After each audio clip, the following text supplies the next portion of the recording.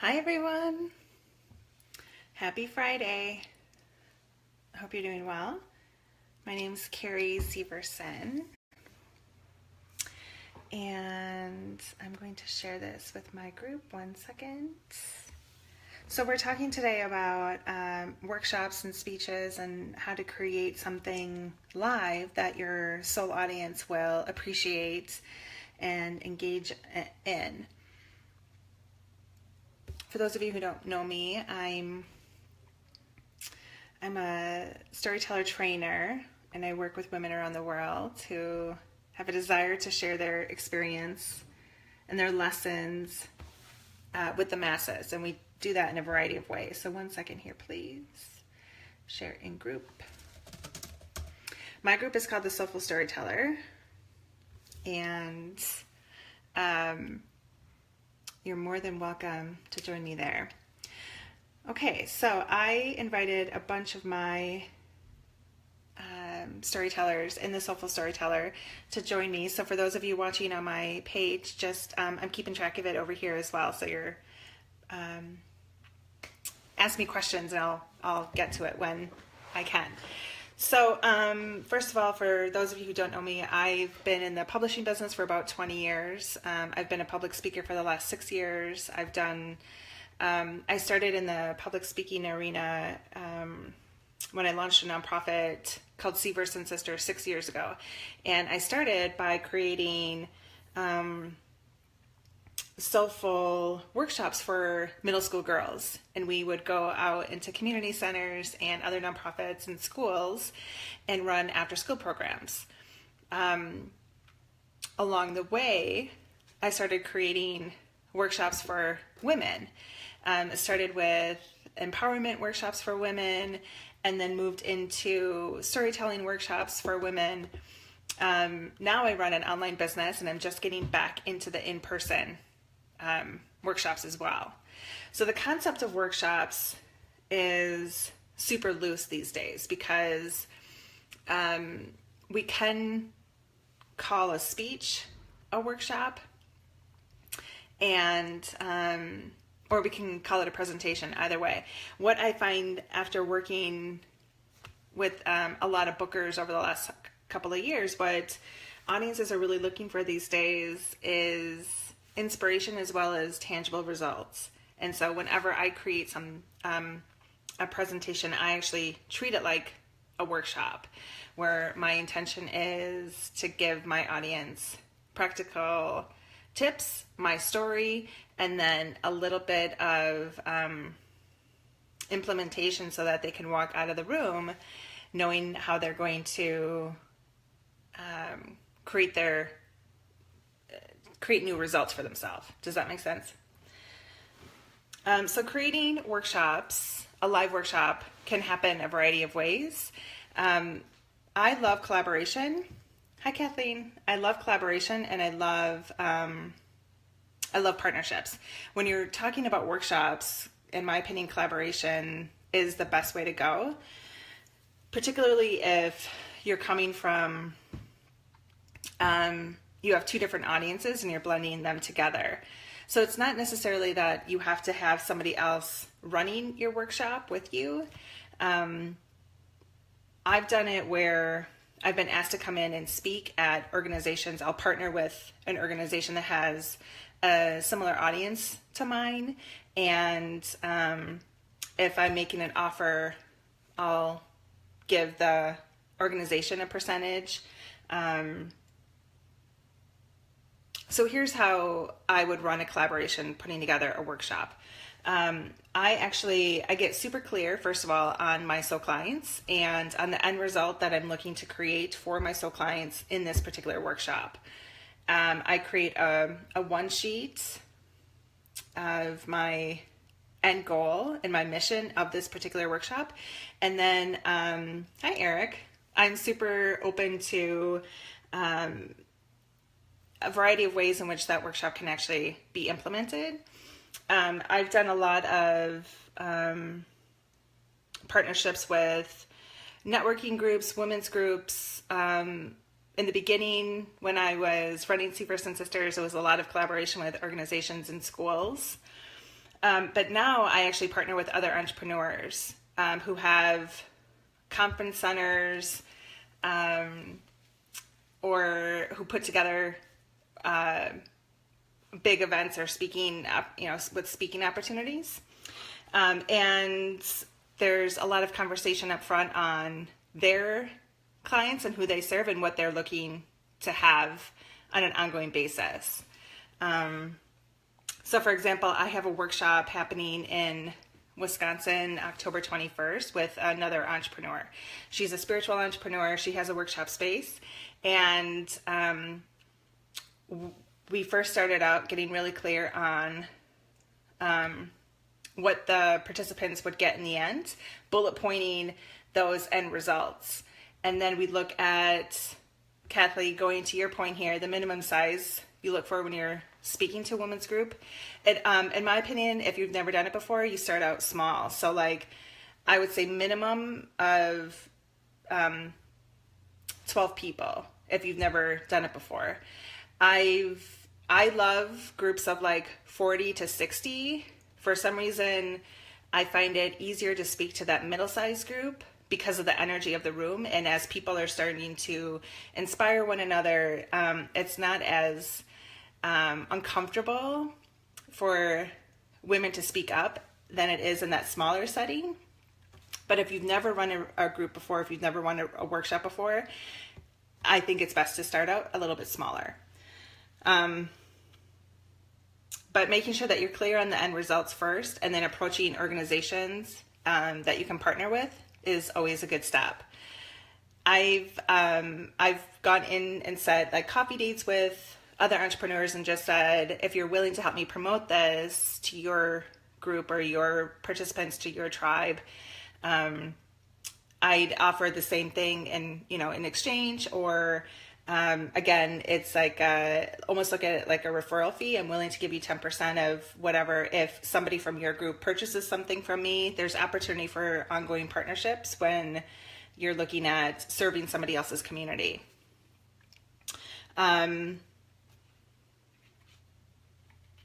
So when you're creating something for the workshops, look at starting with your story, creating an opportunity for immediate connection, because a lot of times this is going to happen in a matter of an hour or 90 minutes, sometimes 45 minutes. So creating an intimate connection right away, getting to the root of your story, your soul story, and then taking them through a journey of how you got to where you are is always best. I like to say, keep it to a rule of 3, where it's here are 3 tips or here are 3 examples that I've used along my story journey. When you're getting to the workshop piece, it's really a matter of opening up the room for ongoing conversation while you're going to do your best to hold the energy of the space and the energy of the room so you don't lose control of the room. I'm sure everyone's been in an experience where that's happened before. You're sitting in the audience and the speaker can't get attention back. So things that I like to do in workshops right away, obviously I like to put note cards, like half-size pieces of paper on the table ahead of time with, if I'm going to ask them questions to use in the workshop, they have it right there and they can just doodle it down. If you have pens with your contact information on it, put it out ahead of time. And as you're speaking and communicating, encourage them to jot down notes or start filling out the answers to the questions you're going to ask them at the appropriate time. Always make sure that you're engaging with them. You're always asking them questions. And that goes back to one of the questions that somebody in my group had for me. Hang on one second. I think it was, how do you engage them on a soulful level?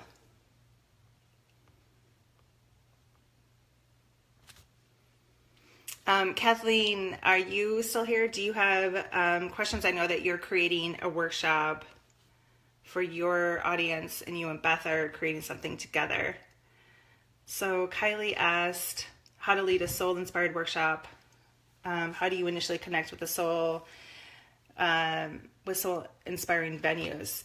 So, Kylie, I think that goes back to your actual partnership and your collaboration of making sure that you're connecting with an organization that is going to serve the same clients that you think are in your soul tribe. So if you're looking at, you might want to search like some meetup groups and find out where they go and meet every month. And if you're able to speak to that meetup group, create some partnership opportunity for yourself there. If you're open and willing to paying for a venue and bringing your tribe in, promoting through a couple of different collaborations, that's always an option. When it comes to the actual venue, I love creating something by water. If you're going to speak at a networking event, see if you can find like a back room somewhere with a lot of lights. It doesn't have to always be like a yoga studio or a dance studio, but those are always options too. And then I make sure that I actually go to the space ahead of time and I set an intention in the actual room that, you know, it's going to be full, it's going to be served by 20, 30, 40 women. Soulful women are going to come to this space and going to learn and going to create and going to connect. A lot of times that end result of connecting to soul-inspired women starts from the very beginning and setting the intention that you're going to draw in that tribe that is going to be served in by you. And a lot of that does actually come down to marketing. So these workshops are as much about the market as they are about the marketing, as they are about your energy, the energy of the audience, and then the actual content. It's a very different experience than running an online workshop, which can happen super quick on Zoom. Let me know if you can still see me.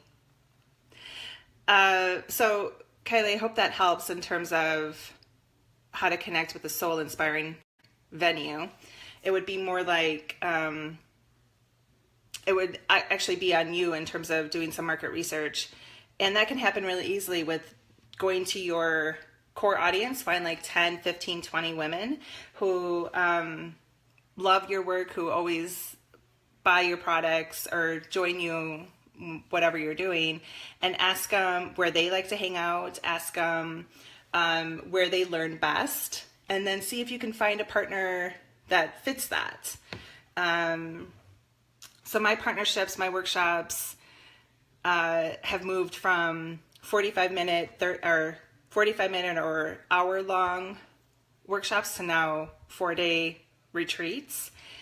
So I found it necessary to kind of recreate what in-person looks like for me. So I started with serving teenagers and supporting them and helping them learn empathetic skills and communication skills.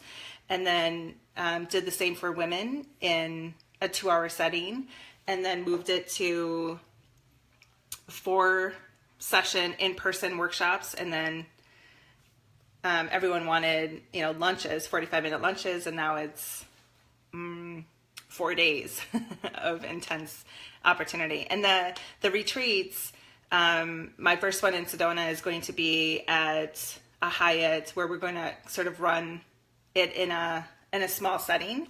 And then the next one is going to be in an actual retreat center. So think outside the box, get really clear up front, maybe create a dream board for yourself on what it would be like, what would be your ultimate dream. And then start to look for partners that are aligned with that, or have businesses in spaces that you think you might be able to create something awesome. And then it's just a matter of literally marketing yourself to them, which happens with a simple one page.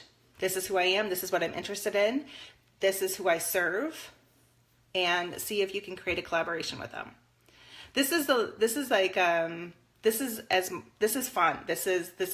Don't think of it as work. Think of it as a really fun, playful opportunity to get outside the box and create something new for yourself. And I think a lot of times as entrepreneurs, we're so focused on we're so focused immediately on the details in terms of how you're going to promote it, how often you're going to, do a Facebook ad or do something like that, where when you're creating in-person workshops, it's best to start big picture and then break it down from there. That's what I always did. I actually had like a dream board. When I was running the nonprofit, I had a huge dream board full of all these partnerships I wanted to create partnerships with different businesses, different foundations, different schools, different organizations, and then just started ticking away at them and introducing myself to different people. And a lot of them worked. It was pretty cool. So that's how I would go about doing trying to find a soul inspired venue and how to create that. So when you get into the actual, the meat of it, if you're looking at a 45 minutes, start small, 45 minutes, an hour kind of workshop, work your way up to like a 3-hour workshop, and then possibly a day-long intensive or, 4-day intensive.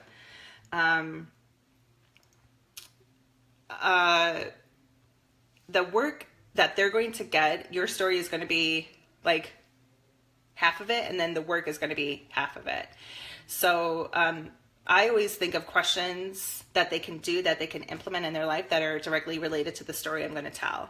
So a lot of times in between running Inperson Sisters and running this online storytelling business, I did a lot around burnout, on what it looked like to be a burnout, what burnout felt like, how you can recover from burnout. And so I spoke to a lot of women's groups actually around recreating their dream reality and getting back in touch with that soulfulness. And so it was a lot of fun. I tried to, since I'm, kind of playful and creative, the workshop itself, I wanted to infuse that with my energy as much as possible. So when they walked away, they didn't just walk away with an inspirational lunch or, talk, that it was something that only I could create for them, right? So that it was a little bit more memorable.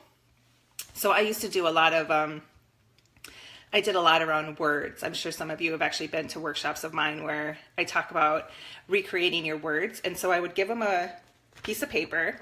I would have them write out words that they found in their journals a lot. And then we would cross those words out and find higher vibrational words for it. So like words like want or need or busy would come up in their journals a lot, or in their day-to-day.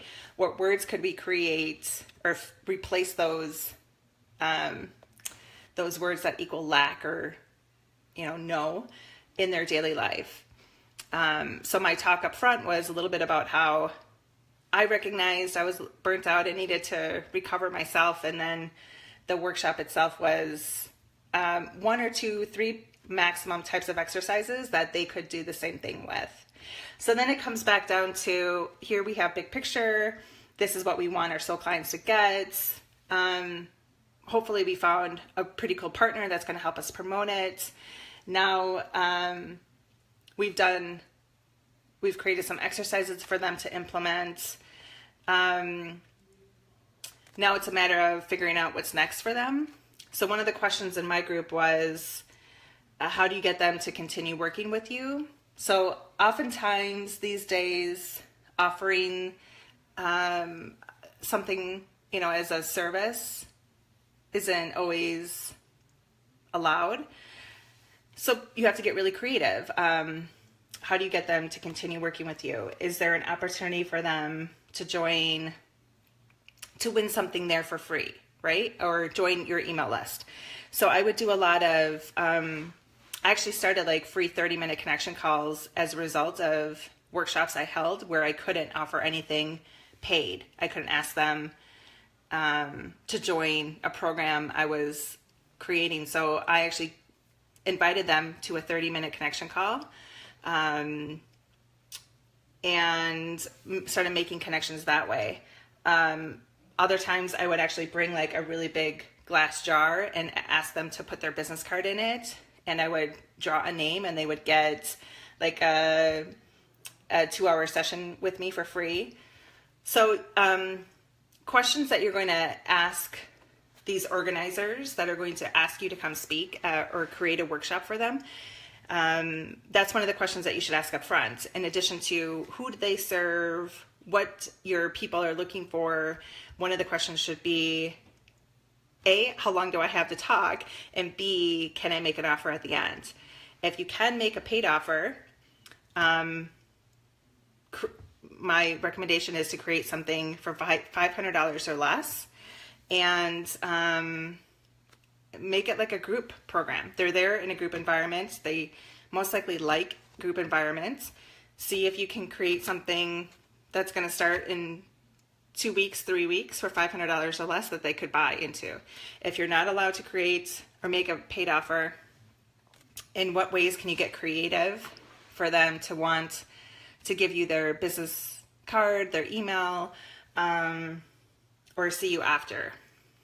So those are some ways that I've encouraged ongoing conversation afterwards. And I have to say that, like, whenever I do get up on stage or I do get in front of the audience,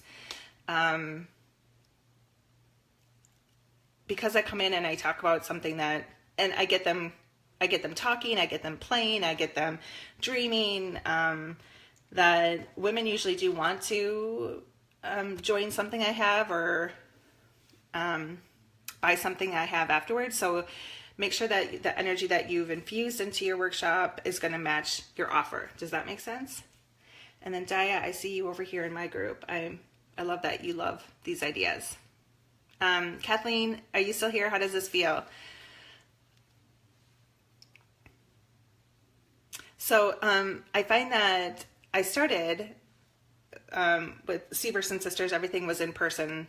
And then now with the storytelling business, everything went online. Getting back to my roots of running stuff in person, I find a lot of joy in it. It's lighting me up again. It's I can feel that that's sort of what entrepreneur or leaders are looking for, right? Because we've been out of touch for so long and we've been online for so long that now it's time to come back and hang out together and do things in person. So some fun in-person workshops that I have going on coming up. My friend Becky and I are creating a 3-hour workshop in Delafield, Wisconsin, where we're going to be doing like guided meditations, and we're going to be doing some exercises on how to nurture ourselves before the holidays. And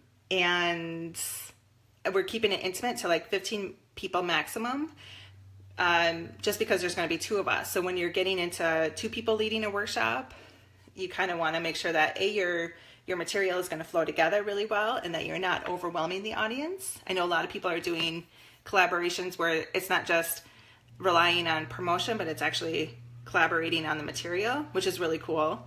I prefer when we're going to have more than me giving workshops, I'd like to have those longer term pieces, like 3 hours or even 3 days when you're getting into retreats, because it can be really overwhelming for the audience. So put yourself in their shoes and question like how long these things should last. And when you are doing that, set the energy up front where maybe start with the meditation and end with the meditation, or start with the meditation and then do another meditation before the speaker switches. Just a fun idea. So here, those were the ideas that I had written down, where creating an in-person workshop, for my opinion, relies a lot on collaboration, asking an organization or a women's group or a men's group what they typically have happen every month, the types of people that are coming, the demographic that are coming.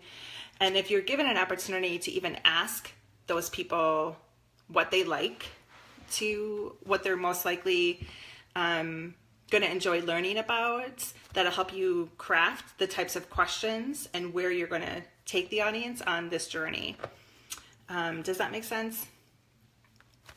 So even here, before I did this, in my group, I asked you, hey, if you can't make it live, what types of questions do you want me to answer? So that'll help me direct where I take this. I find that to be market research is great moving into anything, right? And that includes these in-person workshops. So you're creating something that you know the market is going to want, and then it's a matter of promoting it with an organization, and then setting the energy up front, calling in your soul audience, and delivering an upfront story that's going to match the workshop, right? I hope that helped, made sense. When it comes to your offer, give them something that's going to give them an opportunity to take that work even further. And in my opinion, I've seen really successful sales if I'm offering something for $500 or less in person. If I make an offer for one-on-one in a group of like 40, I usually give a deal, but I like to keep it as a group program for $500, and I usually do give them like a 48-hour window to do that, to make that purchase. So I have, my next program is actually called Soul Speech Camp, and it's not in person, it is online, but it's live. So we have live trainings like this, we do group calls, and I'm taking women on the discovery of creating a soulful speech or a soulful workshop from beginning to end, and then finding places where you get to actually apply to deliver that at. So we're diving into your communities, we're looking at networking events, partnership organizations, creating a speaker profile for you so that you can go out and deliver your workshop, your speech, far after Soul Speech Camp ends. It's a 10-day intensive. The value of it is $5,000, and I'm offering it for $499. And then early bird, there's two really beautiful additions that's two of my soul sisters in the spiritual entrepreneurship community have offered. And so I'm going to put the link in the description of the video if you're interested in joining me. We start October 9th, and again, it's 10 days. And it really is all around crafting a soulful speech that you can go out and deliver once camp ends. So if you have any questions about that, feel free to message me. I'm happy to jump on the call and make sure that it's a good fit for you. But I hope these ideas get you moving in the right direction, get you thinking about who in your community matches your soul audience and how you can partner with somebody to create a workshop based on your experience. Do some market research. Remember, survey 10, 15, 20 women in your soul tribe. Ask them what they're interested in learning right then and there. And if you can deliver it, 3 tips, 3 lessons, and give them opportunities to implement those lessons in their life with just a couple of exercises delivered right at the table. So I hope you have a beautiful day. I hope this helped, and I would love to see you in Soul Speech Camp. Please let me know if I can answer any questions. Have a beautiful weekend, everyone. Happy storytelling.